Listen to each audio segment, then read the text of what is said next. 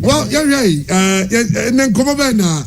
I Grace Gate for a woman come as my Ghana near Abanoni Funa. Let us say, and come on your war edema with for any or memuni in an say a bibi drew, nyame, and na a boy ye, a your one in Sunway Juma, and your manu ebi, and into Obia and Sumi ye, and Fanny die, and Yahu and Sum, na a ye mu Juma a ye. Enimiyeni ankasa ye redie no emu nneoma yie sanse eboye memu ha eninti obia e de fasa kwan so a ebeboa no ebusuafo mi chiamo na ma kase obia emma neni enter Grace Gift Herbal Clinic eho eche se ayaresa pepe biara wani da kwan no eho na abenya Grace Gift Herbal Clinic oni mebibidro Dr. Grace Wedu hama ye kuromu ha enubna ye friend say hama ni nkohini ene de ka ho bia ye classify ni nyina as herbal ne de doctor enim nani so ondim se de ye si efefa ekekase ni ene yare bia de ene ti yare bia ha wo no ehu solution ehu answer ewo Grace Gift Herbal Clinic enti na ho enwinwi na ha ho ni yemu ya machese wukọ na wusika nso a ono be ko attempt so be hihye okay oh yeah na wa show onka se wusika enso nti on show oh ono be ko hihye ni nyina ne wanka se wuni pa wukọ no wono kuradie ebi eyese obi ma na onim de besie echire okase yare no ebi entimi emmebio ewo hwa nyame nchadio sabonsam nchadie yare bebo obio na ho na abehu se nukuredie eye eni ti de ye kan se ahamadro na ya na nipa pibu na nimitia ehunu se enye eno de ye inferior and all share status share reputation in society a ebibidro de say obi say what share emunu what biom na eye juma kasa emma ho de eyare bia hepatitis ni A ni Z ni hwan nyina eyi ni nyina efiri ho wo ho adura ede be maw say ye pressure say entinimu yare a etwetwo emma dodo na ewo yare bi woto ase entini no wodu wompani fie so a ya na ha omopa ni nyina eho eduro ewo ho sa menopause woduru so how to control it ni nyina dog ebe chiro na wa mema enuro awo and over can say I would draw no more medicine. I would draw die and you can't talk about Grace Gift I had the best show. That's what I meant. And to one casa walk ewa one na what hunu dia wo pe ba kwa na ntempa waka to doctor so say doctor be srow me ho kwankro na be so ba ko anya eduro de be ma no na okoma miensa ene mienu edie eni ti menua ba awo e ma ni nya odadwene e ma ni nya haw wa wuna entemu ate e bia wo be na nya be 12 years 20 years na emma ye wo pese wo wu na chi mesini nyina e bibidro ye e wo Dr. Grace Wedu o de be maw ama wo ho no anso obi wo ho a okwa wo so obre enti bon soft awomredro bon soft medicine e dis ye wo fa ememe na brofude awomredro me se wo be wo a wo hwe be kasa di awona brofo se eye no enti enu ani be wo so simple wo kasa kura wo hu se wawo na before kura wo be fa yefunu esese dog ma wadro de dane nkwala no ehwe bibia kama ni nyina wo de fa kwada dog wa wie edura wo be no nom dia wo be ye ama wo kura wo ebia na wa wo pain wo pain when your complication and now said your ba ye kura ni tipa se sa akokura bi a minim no wo fa bani nsa wa nyame nkona me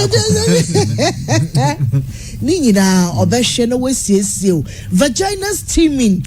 Oh my goodness. You know de or the tight one mouth na wo de akwakote wo meko na ukunu akawoso picture say wakawoso ankasa eye agusiesia no kwasem ni ebi wo hokra wakwakote infection be but onim bebi ohofa no e no no so kura onim ni nyina doc eye o sa vagina steaming ya ebe free ho ama ho atọ enti wo be hu say wo ba yem wo twan no aye rese kama aye kama nkasa so twan sa asante ache manken enti ema wo sipisita wo nantia wo feel comfortable ema wo nantia kura ye fe ya hwema na toto wo na abasa no ya na batro ho nzamo ayo memfa no message papa no message my Gliss gefete heba kreneche no message na me di tu ja na mesre mu ada de ambassador na hifogo ambassador on the da no ambassador ma de onsi ma fom kura enti de waka ni nyina yitrudo sanse abibiduro kan na security wo mu ne se dokota Gliss buodo no tiefuo ne mu ana no obeka na no nurse ni so na nyame che na duma che dia hahamaduro enti of asupiti nimdie no saa kwan no so a oba odi behunu yade be na wo so kwan be na fa so ba ye emprese na atena wo so wo ye den na kofa ba ye na saa nimdie ni nyina osua no broni die no anu wo hunu se yade wo hoi se wonya hunu ne fare ba ye no a edura yede kanu ne tu ase eye bibiduro esan se no no nyankompon de ma ni pada sani so ahwe yie na wo fa du fufuru bia mo kanu brofo kasa mu se wadi bieti so ahunu wadi bieti so ahunu enti oyo no nso no oso wo ye ne kan no kurediem enye so obeye bibiduro no de nkenkan wa bia bekekam ebinom timi kase o mpese duro no besei enti no akofa du fufuru bi firi baabi no de abesom se be ya ense wo yesa na kire se sabi wonim hu nim de enti na oba Gliss gefetia de ye mpese bese no ne aye ne pala enti ho se no pala no doso pa enu titru ne di tu kwan koma nkrofo wa ma no ne enti genomese no na mo a mo tie wo utupu ene mu krata no so no YouTube ni Facebook for no ana akuru bi ende ne dine ne yemetan Twitter Twitter Twitter se ni nyina nkrofo tie ho monye no mese no na de di nkan no eye Dr. Gliss no ande kuta no no ma me de betu jan so wo have did say asro bene eni dane ensebuo mu ya ni ade no ofre no a tetefon no so a no be mu odoro ma won fa ma ho nipa no do so dodo Cello 0246 518 Cello tele 003 Cello 246 518 Cello tele 003 owura we de ma boy eno anso sa ye WhatsApp number okay obu ha no ofede ntu time we record o boys I record ana we voice note na de amano that's right okay ana Cello 0206 812 558 normal way so na me frɛ Dr. Gliss o ma me ja cigarette no okay enti duru fa no a na makai okay no so ne joto ana me nompa Cello 0206 812 558 ana Cello 244 126 Cello 244 126 2 3 1 2 3 Dr. Gabriel okay doc wa benesi doc yeah fa bi so yo peni ye beda nyankopon ase ane na na for anti na na for so ase se o man ehunu ne mom kakra e se wiase we mu no dodo na na esofa e ba ne ndamu asem de kra de a nokra ne yankanti awale jaye dodo na na empam Oh. Yes, even so papa. Obabu o wa sabe ne ba mu nyina ekuru. Pacha. It won't me find sex so. Yes. Very good. Ono so ntimi miira no nyade enka because o kan liku bijan. Na ehye no sa. Ono so ntimi find sex o twetwe no. Tida So yare. de bia o yare. No aye mo. Ebi no. Obo on so a enya hwi o. Ni kunu na nkasa sex but on feel it. Adenti ni ho bi esi ni kunu. On say that dente. Yeah. And oba so hu bi esi wo be ma na be ma na nya wo dey. Because you have to put pressure, extra force upon the sex. Okay. And so what must certify oba. Okay. But because oba ma na wo yes ano, are you safe? Not at all. You are not safe because at the age of 60 no, oba so use future energy no. It is yare kitwa bi the boy no paralyze it. And that is what is make your friends doing to most of the men. It is happening to them. We are stroke do na at the age of 60 nyina because do na no sabi omo yere no mo ne omo try no mo ho bie enti na ya the advice say a man is precious Very. cause abra nyankopɔ bɔ ba no adam hu oba no say yeah we me dompe me hunam ye be frɛ no oba cause o abra bomu a o ye good oba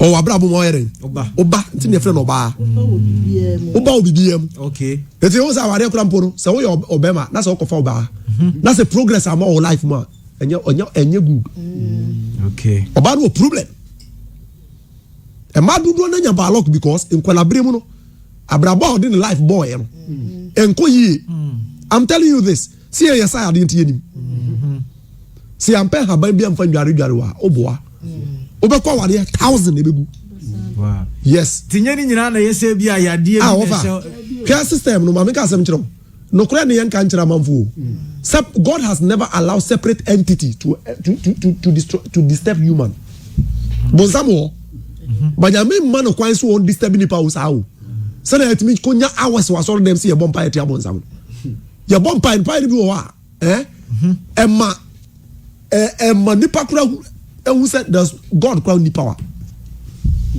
automatically yankopon guardian with guardian angels except say one person no kwan say minister guardian angels in nantibi I sign covenant with Satan na Satan angel and be protect you different but be on sign a covenant with Satan God still protect the fellow but one thing they say the system has been made in such a way say you need to be yankopon in such a way say and one kasa programming niyama sebi odu nipa biaye okay na designing hormone e de amano me bojo man e mananti birim my wa brimu a system no has ability to program that in me no create hormone for that na be part of me it me worry am me njai because I have that hormone which regulate me very good it you can know me now you can now it's not a separate entity disturbing you. But the problem is you are programming something into the central nervous system. What does it? Yeah. Your faculty nankasa will configure that ability in you through hormones. Okay. Now, obre. Awadeni koye. Na we no se wan twa man nim defo. Na physiologically yantima nyusu chemicals in plants. Am fan reverses our process na oboa. And this chemicals in plant in Kwan, so any benefit more amodari bi.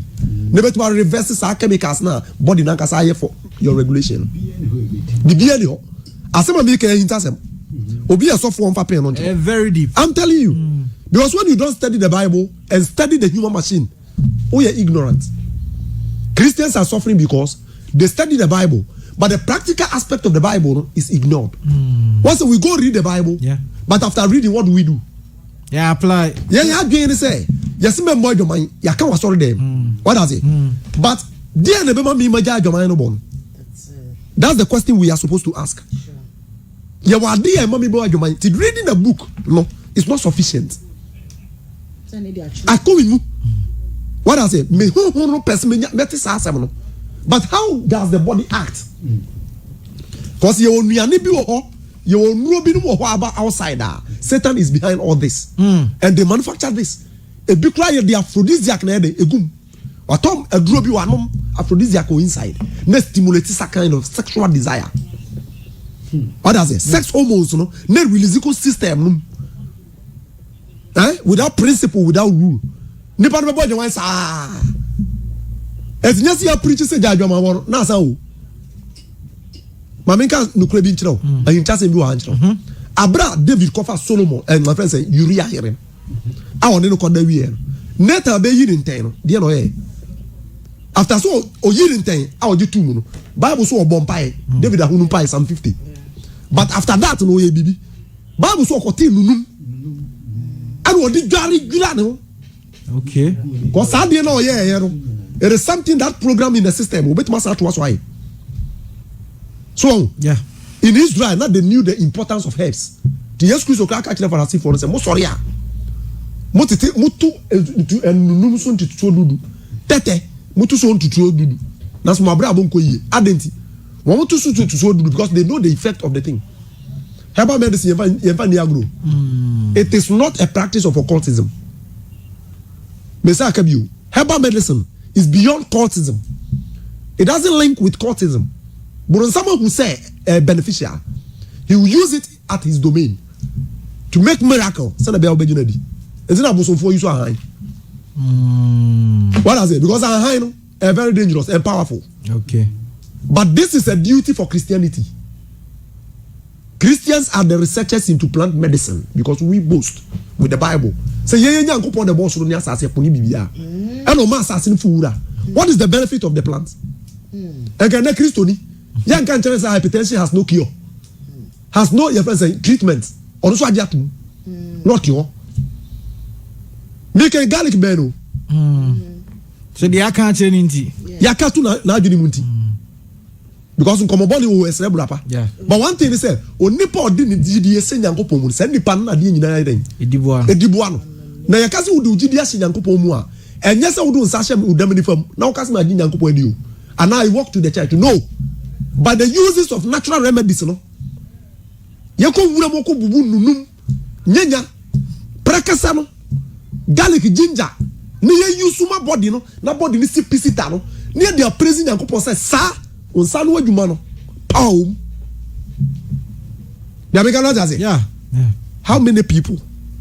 Even today, Bonsamangasa planting Sabio industry was as we to destroy plant. No? How many church pastors are able to speak in their churches against this?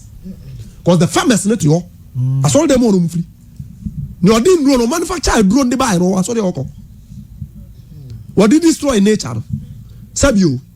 Spray nyina nipa ntwa mo home da bia a bad polluted air. Does the system need it? No. What does it? When the actual gospel of Jacob per se you preach, because when you are preaching to a machinery.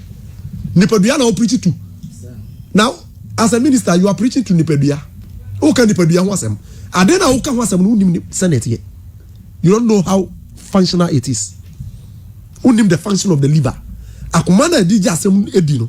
Wouldn't quite a fast way jasem. Morality now preach it. Gospel no verbal word no. How does my system configure it into moral character? A pastor doesn't know this. One, it's the everybody say. Nani pa yari bebre. Well, who here hospital as sabi. They know the Bible. What does it? Bible no sayings concerning the construction of human body. Say nyankopon te form dotier no di nyino nipa. I nim say form dotier no. Dust no. A fine particle of the earth. There are many things that form the earth. Potassium, calcium, magnesium, phosphorus, iodine, gold, diamond, bauxite, and hundreds of these minerals. But nyankopon selective inorganically from the soil, from the dust, and they are already human superstructure. Etina obeba no yemu no. Your friends say gold, potassium oyemu, iron oyemu, calcium oyemu, magnesium oyemu, sodium oyemu. But gold the nyankopon fan kan wi on the boy.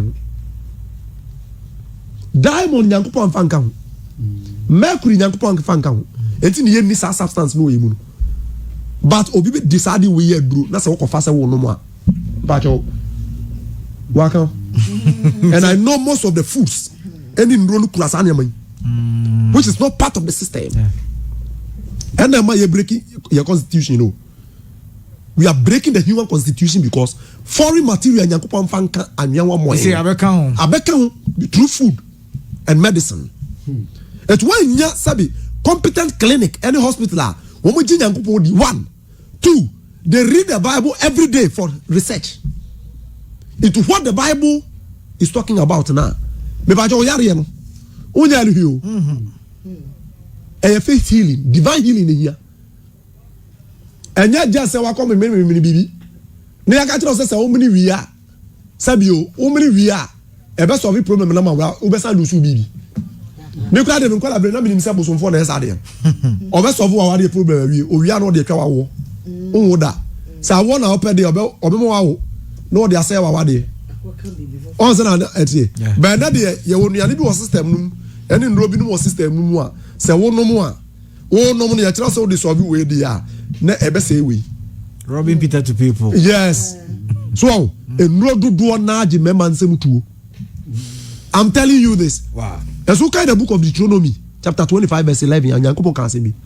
O se mema mienu eko. Na se ba ko giri gina ho. No hu se ya buru ni kuna. Na pese ko pata ntokwa na. Na so ko ho no. Wan ko so di kunu na mo di oburu ni kunu mo no ko so oni mu.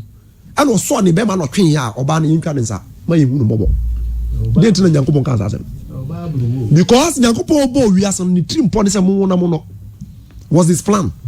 What does it? Adia ye the mass sperm e ko ba ho. E mo ba ri timi fa nyinsɛn no e ye be ma. Dro be no.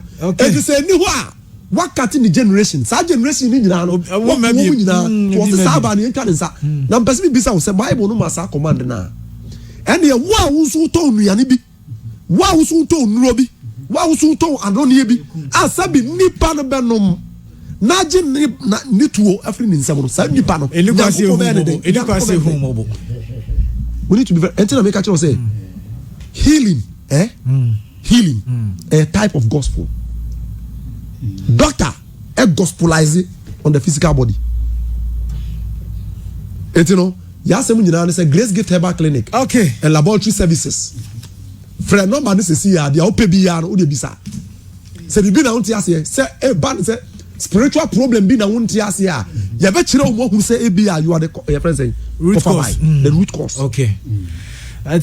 Jenny of a number na yetimi afre na we ene nkomo na yedi friend no Dr. Gabriel Asamoah Gabriel nso so yo bofo nto no baabro no wa mene ene da ne yemo ana odi afre bibiduro ntuba ne yima wa na kire say ayaresa kan atwoma kofodua ene yedi dwuma so nwan kwantempon no so atwoma kofodua na ebu akwa kofodua ana fei ofa ba de kese kwan no so nso a ewo hwim sukun kwanta ohwim suku Johnson yes hwa na asupiti kama na bejua ya de sa yentutu ase ekura yesa ya de bia agesesebe achacha kwata eni fra etwam fie dunum ana fei emum enene ya de ayensa no ho de aka bia just one farmer Cello 0246 518 Cello